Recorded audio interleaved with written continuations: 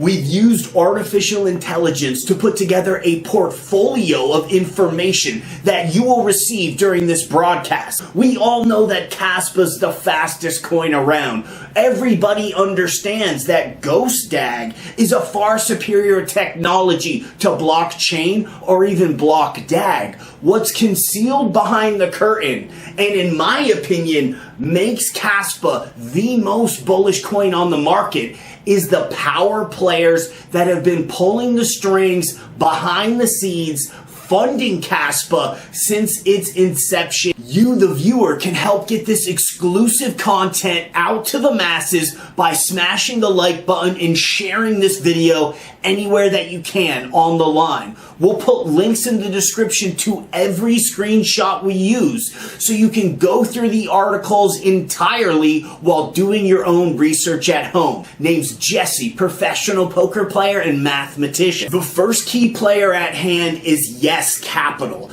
This is a screenshot of their home page, and on it we can clearly see that not only did Yes Capital fund KASPA during the seed funding round, they also funded Quant in 2016. As we know, Quant has direct ties to CBDCs and central banks, but that's not all that Yes Capital's got their hands in. They also funded Reserve Rights. This is a coin that helps out third world countries who are under the pressures of massive inflation. PayPal themselves just scooped up a monster bag of the Reserve Right token. This should show everybody that Yes Capital is driving the car of the financial industry of the crypto world today. From their Reserve Rights connections to seed funding Quant, and now their final project, perhaps the coup d'etat, KASPA. But yet there is another investment bank that's been involved since the genesis. Anyone who's read the book of KASPA knows in chapter 2, paragraph 3, Polychain Capital gave them $8 million during the seed funding round. Now we say, who is this Polychain Capital? The founder of this investment banking firm actually used to work for Coinbase as the head of the risk department. Right now, Polychain Capital and Coinbase constantly share investments together. So in one sense, you could say that the head of risk of Coinbase said, wouldn't it be a lot less risky if I just went across the street, opened my own investment banking firm, and then we just shared investments together?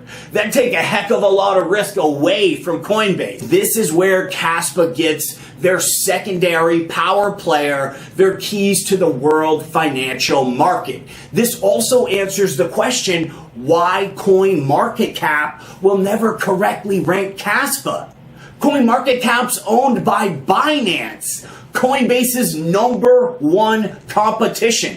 Every time I see a creator say, once the Binance listing happens, I cringe because they haven't done enough fundamental research to realize that, in fact, Coinbase will be listing KASPA first, and that is a fact, as you can clearly see from this paper trail. Everyone who checks the KASPA homepage or their Twitter realizes that they've been doing a lot of work in Africa. Right now, Africa is the only mainland country that's using CBDCs. But not only that, their whole financial system is a completely different structure than in the United States. This is also the same that we'll see in a lot of Eastern European countries and some spots in Asia. The point being, it can be a half a day to a day and a half's drive to get to the nearest bank or ATM. This makes all commerce done via mobile phone. There are companies emerging all the time to facilitate these transactions. This is an example of one company in Europe known as Bilk.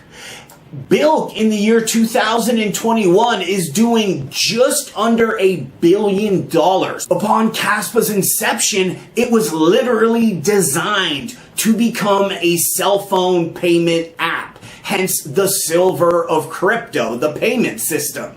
So over time, it will become exactly like one of these companies like Bilk taking a piece of this massive market share.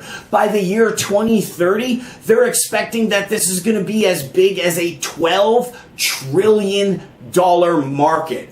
These cell phone payment apps. So if KaspaPay can step up and just get a 0.5% of that, that is huge, because that will be actually just use case traffic. You're going to get 10, 50 to 100 times more capital in there on investment on top of use case. Pulling up the KaspaPay chart, we've been studying this X-axis Fibonacci pitch, and we just recently broke out of this last one, which had a lot of downward pull over the coin.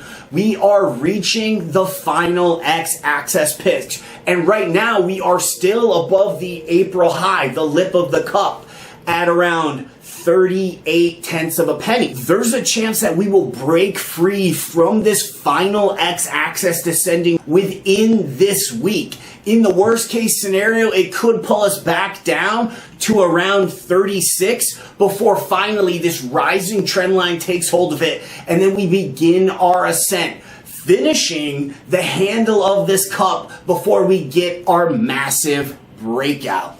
Thanks for checking out this video, guys. I'll catch you on the next one.